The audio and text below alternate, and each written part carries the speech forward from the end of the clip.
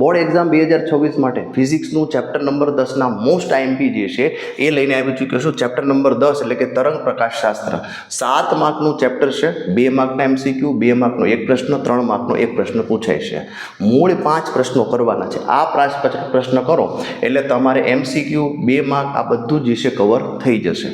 હાઇગેસનો સિદ્ધાંત સમજાવો, હાઇગેસના સિદ્ધાંત દ્વારા પરાવર્તન વક્રીભવન સમજાવો, બે તરંગોના વ્યતિકરણ થાય ત્યારે એની પરિણામી તીવ્રતાનું સૂત્ર તારવો, વ્યતિકરણમાં સહાયક અને વિનાશક વ્યતિકરણની શરતો મેળવો અને છેલ્લું છે માલસનો નિયમ.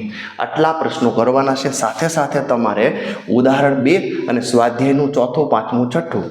હવે ઘણા મિત્રો જે છે મેસેજ હતા કે સાહેબ કોઈ પેડ બેચ છે કે જે તમે આઈએમપી આપો છો એના વિડીયો લેક્ચર્સ હોય, એની નોટ્સ હોય, એની કંઈક ટેસ્ટ લેવાતી હોય, તો હા મિત્રો, આપણી પાસે એક મહામંત્ર બેચ છે જેમની ફી 999 હતી. બરાબર, જેમની ફી 999 હતી.